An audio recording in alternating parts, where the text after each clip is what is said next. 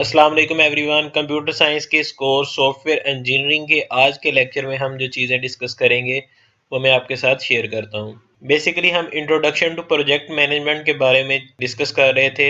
आज हम देखेंगे what is project life cycle, कि प्रोजेक्ट लाइफ साइकिल क्या होता है, what are project stakeholders. हमने स्टेक होल्डर्स तो पढ़ा हुआ है, लेकिन जो प्रोजेक्ट स्टेक होल्डर्स है ये क्या होते हैं। द प्रोडक्ट स्कोप, प्रोडक्ट के स्कोप के बारे में देखेंगे। उसके बाद दी प्रोसेस, ये चीजें आज हम डिस्कस करेंगे। तो चलिए स्टार्ट करते हैं।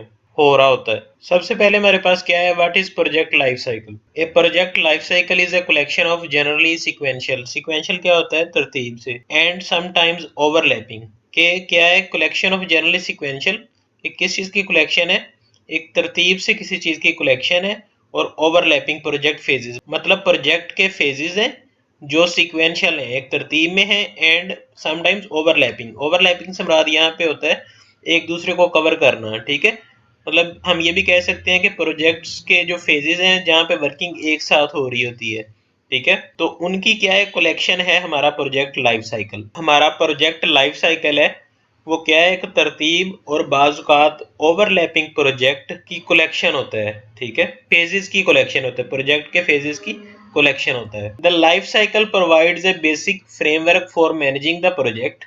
अब कहता है कि जो हमारा लाइफ साइकिल है वो क्या करता है, प्रोवाइड करता है बेसिक फ्रेमवर्क, एक फ्रेमवर्क हमें प्रोवाइड करता है। फ्रेमवर्क क्या था, कि कुछ एक्टिविटीज थी, ठीक है, जो क्या करने के लिए इस्तेमाल होती हैं, मैनेजिंग द प्रोजेक्ट, प्रोजेक्ट को मैनेज करने के लिए, रिगार्डलेस मतलब any how of specific work involve. ठीक है, तो क्या है कि लाइफ साइकिल हमें क्या करता है, एक बेसिक फ्रेमवर्क प्रोवाइड करता है, ठीक है, प्रोजेक्ट को मैनेज करने के लिए। All projects can be mapped to the following life cycle structure. ठीक है, कहता है कि जितने भी हमारे प्रोजेक्ट्स होते हैं वो इसी लाइफ साइकिल के स्ट्रक्चर को फॉलो करते हैं। तो सबसे पहले क्या है, स्टार्टिंग द प्रोजेक्ट, प्रोजेक्ट की स्टार्टिंग, ये फर्स्ट फेज होता है। ठीक है, सेकंड क्या है, ऑर्गेनाइजिंग एंड प्रिपेयरिंग, ऑर्गेनाइज करना और प्रिपेयर करना, तैयार करना। ठीक है, carrying out the project work, फिर उसको काम को करना प्रोजेक्ट के। ठीक है, फिर क्लोजिंग द प्रोजेक्ट। तो कहते हैं कि बेसिकली ये हमारे चार जो फेजेस हैं ये क्या है, प्रोजेक्ट लाइफ साइकिल है जो किसी भी प्रोजेक्ट का हिस्सा होते हैं। नेक्स्ट हमारे पास है what are project stakeholders, कि प्रोजेक्ट स्टेक होल्डर्स क्या होते हैं।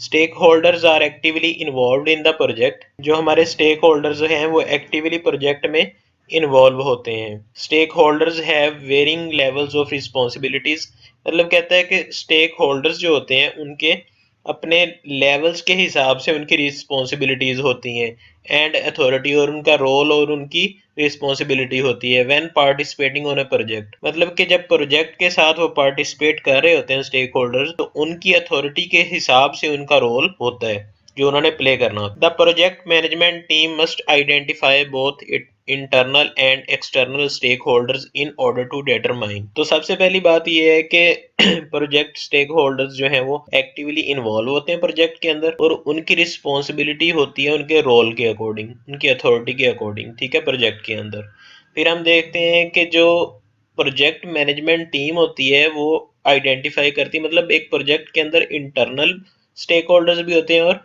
एक्सटर्नल स्टेक होल्डर्स भी होते हैं। अब अगर हम एक्सटर्नल स्टेक होल्डर्स की बात करें तो उसमें एंड यूजर, सप्लायर, सब कॉन्ट्रैक्टर, गवर्नमेंट, लोकल अथॉरिटीज, ये सारी किस्में आती हैं एक्सटर्नल स्टेक होल्डर्स के अंदर। और अगर हम प्रोजेक्ट के इंटरनल स्टेक होल्डर्स की बात करें तो उसमें उसका sponsor, client, project team, project manager, portfolio manager, तो ये चीज़ें किसके अंदर आती हैं, इंटरनल स्टेक होल्डर्स के अंदर। तो प्रोजेक्ट टीम जो होती है वो फाइंड करती है दोनों को, इंटरनल और एक्सटर्नल स्टेक होल्डर्स को, क्यों, द प्रोजेक्ट रिक्वायरमेंट्स, ताकि प्रोजेक्ट की रिक्वायरमेंट्स को डिटरमाइन किया जा सके। Expectations of all parties involved, कि जितनी भी पार्टीज उसमें शामिल हैं, मतलब जितने भी लोग उसमें शामिल हैं, उन तमाम की एक्सपेक्टेशंस और तवक्कुआत को पूरा किया जा सके कि वो क्या चाहते हैं। नेक्स्ट हमारे पास है द प्रोडक्ट स्कोप, कि प्रोडक्ट का जो स्कोप है वो क्या होता है। बेसिकली वो तीन चीज़ों पे डिपेंड करता है, कॉन्टेक्स्ट, कि उसका बैकग्राउंड क्या है, उसका ख्याल, आइडिया क्या है, ठीक है, इंफॉर्मेशन ऑब्जेक्टिव्स के जो हमारे ऑब्जेक्टिव्स हैं उनकी इंफॉर्मेशन, उसके बाद फंक्शंस एंड परफॉर्मेंस, हम उसके फंक्शंस की बात करेंगे और उसकी परफॉर्मेंस की। तो कॉन्टेक्स्ट में सबसे पहले क्या आता है कि how does the software to be build fit into a larger system, कि जो हम सॉफ्टवेयर जो हम बिल्ड कर रहे हैं वो लार्जर, वो बड़े सिस्टम्स के अंदर कैसे वो फिट होगा, प्रोडक्ट और बिजनेस कॉन्टेक्स्ट, ठीक है। And what constraints are imposed, और उस पर हम कौन सी कंस्ट्रेंट्स, कौन से रूल्स, कौन से रूल्स लगाएंगे as a result of the context, ठीक है। मतलब कॉन्टेक्स्ट में मेन आइडिया एक बैकग्राउंड, एक ख्याल मतलब तस्वर किया जाता है, एक स्ट्रक्चर बनाया जाता है कि हम उसको किस तरह से मैनेज करेंगे, रूल्स को कैसे लगाएंगे, वो सिस्टम हमारा फिट कैसे होगा और किस तरह से वो वर्क करेगा। सेकंड पे है इंफॉर्मेशन ऑब्जेक्टिव्स, इसमें ये है कि what customer visible data objects are produced as output. Basically इसमें हम ये देखते हैं कि आउटपुट जो है वो क्या प्रोड्यूस होगी फ्रॉम द सॉफ्टवेयर से।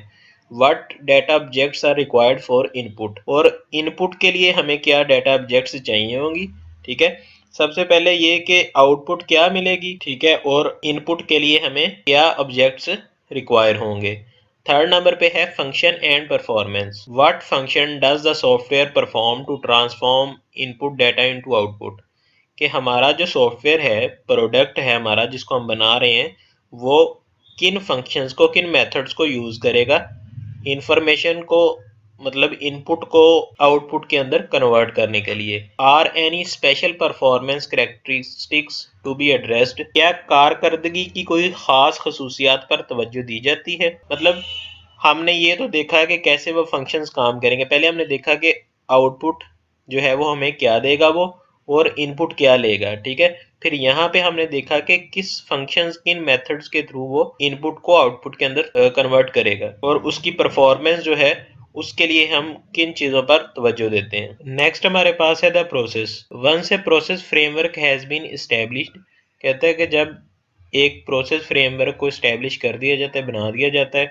कंसीडर प्रोजेक्ट करेक्टरिस्टिक्स, तो फिर हम क्या करते हैं, प्रोजेक्ट की जो करेक्टरिस्टिक्स होती हैं उनको कंसीडर करते हैं। नेक्स्ट है define a task set for each software engineering activity, फिर हम क्या करते हैं कि जब हमारी तमाम सॉफ्टवेयर इंजीनियरिंग की एक्टिविटीज़ होती हैं उनके लिए एक टास्क सेट डिफाइन करते हैं। टास्क सेट क्या है, टास्क सेट में होता है कि सॉफ्टवेयर इंजीनियरिंग टास्क के जो हमारे टास्क होते हैं उनकी कलेक्शन टास्क सेट बेसिकली कहलाता है। और उसमें क्या होता है, वर्क प्रोडक्ट्स, ठीक है, क्वालिटी एश्योरेंस पॉइंट्स देखे जाते हैं, माइलस्टोन्स देखे जाते हैं। माइलस्टोन बेसिकली क्या होता है कि एक इम्पोर्टेंट इवेंट होता है इन डेवलपमेंट और हिस्ट्री ऑफ समथिंग। तो बेसिकली आज हमने क्या देखा है कि प्रोजेक्ट लाइफ साइकिल क्या होता है। बेसिकली प्रोजेक्ट लाइफ साइकिल के अंदर मतलब 4 फेजेस कह लें होते हैं।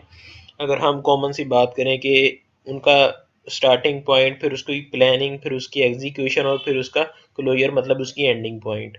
फिर हमने देखा कि प्रोजेक्ट स्टेक होल्डर्स क्या होते हैं, उनकी 2 टाइप्स होती हैं, इंटरनल और एक्सटर्नल स्टेक होल्डर्स। फिर हमने देखा कि प्रोडक्ट का स्कोप क्या होता है, फिर हमने देखा कि प्रोडक्ट का स्कोप क्या होता है। स्कोप बेसिकली, स्कोप में क्या आता है, फीचर्स और फंक्शंस आती हैं जो करेक्टराइज करती हैं प्रोडक्ट को, ठीक है। उसके बाद हमने देखा था प्रोसेस। अगर इस लेक्चर के रिलेटेड आपके माइंड में किसी भी किस्म की कोई क्यूरी है तो अब हमें कमेंट सेक्शन में पूछ सकते हैं। If you need online assignment help you can contact our team.